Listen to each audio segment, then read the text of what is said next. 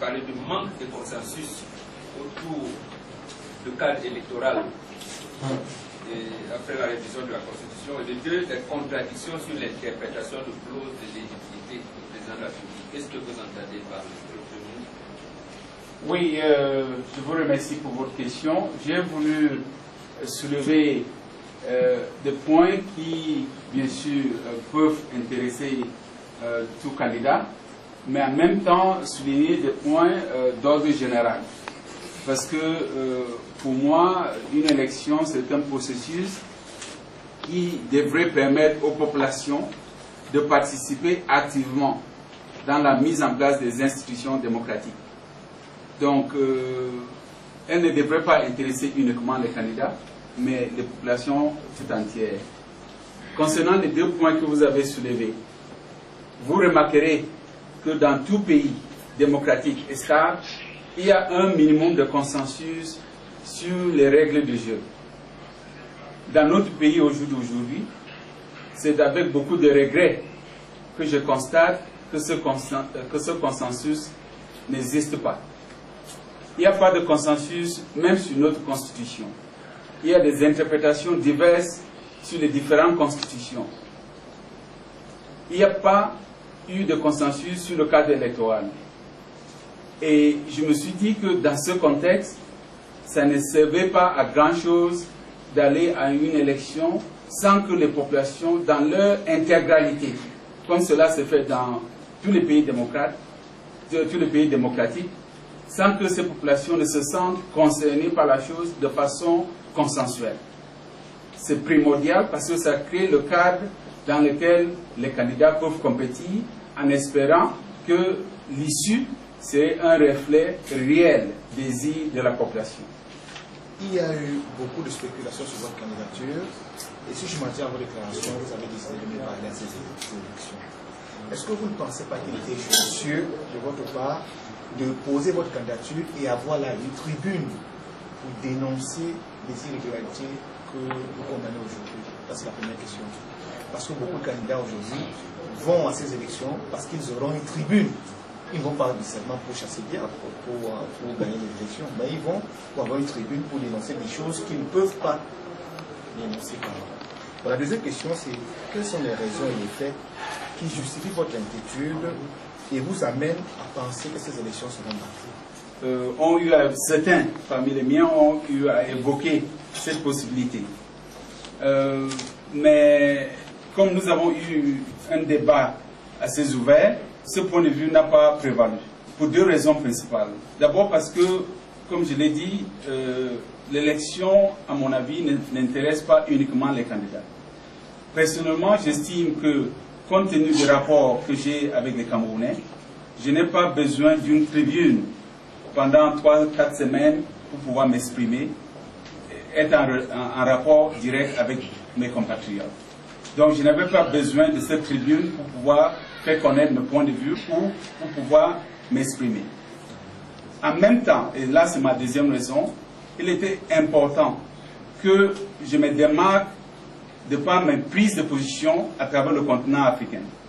Je suis connu pour un certain nombre de principes en ce qui concerne la démocratie et la bonne gouvernance. Je suis connu pour exiger auprès de différents États à travers notre continent le respect des règles fondamentales pour l'organisation des élections transparentes et crédibles. Il n'y avait pas de raison pour que dans mon propre pays, je laisse tomber tous ces principes pour pouvoir m'accueillir d'une tribune pendant une période donnée. La deuxième partie de votre question portait sur mes inquiétudes. Vous-même, vous constatez que la façon dont certaines choses se gèrent donne l'impression que l'issue de cette compétition est déterminée à l'avance. Vous savez également qu'en matière politique, la perception est aussi importante que la réalité. À partir du moment où il y a cette perception dans une frange de la population camerounaise, des efforts exceptionnels devraient être faits pour rassurer tous les Camerounais du fait que l'élection n'est pas bâclée et que tous les candidats auront une égalité d'opportunités et de chances. Je crois qu'il est important de tirer la sonnette d'alarme au moment où il nous reste encore quelques semaines, en disant que ceux de bonne foi qui voudraient créer les conditions idéales pour une élection pourront encore se débattre pour que l'opportunité ne soit pas ratée. Mais nous avons aussi l'historique des élections présidentielles dans notre pays. Nous savons toutes les controverses autour des élections de 92.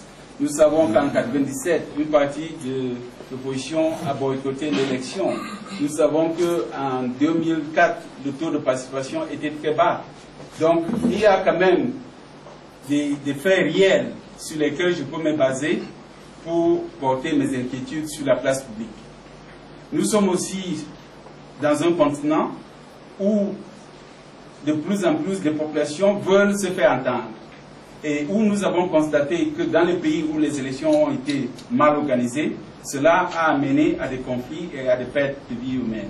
Donc j'estime qu'il est important de tirer la sonnette d'alarme pour aviser les uns et les autres et rappeler, surtout à la jeunesse camerounaise, que tout n'est pas perdu et que parmi nous, il y en a encore, je sais que je ne suis pas le seul, mais je sais qu'il y en a qui peuvent rester adhérer à des principes et espérer qu'un jour, on aura la possibilité d'avoir des élections vraiment ouvertes et transparentes. The African continent. We are just barely a month to elections in Cameroon. Is the NDI going to do something? They already monitors the country. What is the NDI going to do to maybe contribute to the evolution of the democratic process in Cameroon with regard to this particular election? And the second question is, in your introductory remarks, you said you and your supporters, that I want to put you, after numerous consultations and a lot of soul-searching, my supporters and I determined that I could not, in good conscience, become an accomplice in this chariot of a process.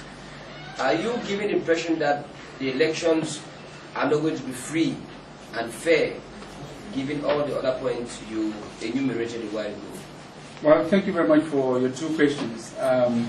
First of all, let me re-emphasize the point that I'm here in my personal capacity as a Cameroonian who cares about my country. I'm not here in any professional capacity. I'm not speaking for NDI, I'm speaking for myself as Christopher Fomonio. That said, I would also say that I don't think that NDI is planning to monitor the upcoming elections. I am not aware of what other international observer delegations or organizations are thinking about this process. I would just indicate that since 2005, there has been an effort to sanitize and professionalize the issue of international election observation by the adoption of a declaration of principles which has laid out the modalities for international observers. Because increasingly the world is becoming very tired of people who hop into a country 48 hours before election day and make statements as soon as the polls close to give people an impression of elections that are very different from what the citizens of the country have gone through. So the Declaration of Principles that was adopted in 2005 at the United Nations in New York, and that has been ratified by many organizations, including the African Union, the SADC, Southern Africa Development Community, the ECOWAS. This Declaration of Principles lays out the methodology of international observation and requires that when organizations go into a country to monitor elections, it is extremely important, it's a precondition that they send pre-election observation missions into the country in the period leading up to election day. That these pre-election missions issue statements with recommendations on how the process could be improved upon prior to coming to monitor the elections on election day. That the international observer delegations also send long-term observers into the country to monitor all of the aspects, including voter registration, the campaign period, issues of access to the media, and all of the issues that take place before election day. So my hope is that any international organization that will be coming to Cameroon would have respected the Declaration of Principles so that it can be taken seriously by the Cameroonian people and by the rest of the world. I cannot speak for other organizations, and I don't know what they're thinking about. With regards to your second question, I think it's important that with the experience that I have, with over 2 decades of working to help promote and support credible elections across the continent, that I can draw from this experience and from this expertise to highlight some of the issues that need to be addressed and to call the attention of the appropriate authorities to the fact that Cameroonians expect that someday we can have an elections that we all will be proud about. I don't want to be a prophet of doom. I am an optimist by nature, and I would reserve final judgment until we go through this process and then can see it after the election has taken place to review and do a post-activity assessment of what went well and what didn't go well. But as we know, the world, as seen from events around the world, increasingly populations are becoming very demanding to make sure that they're not taken by, on the run by various election management authorities. Okay.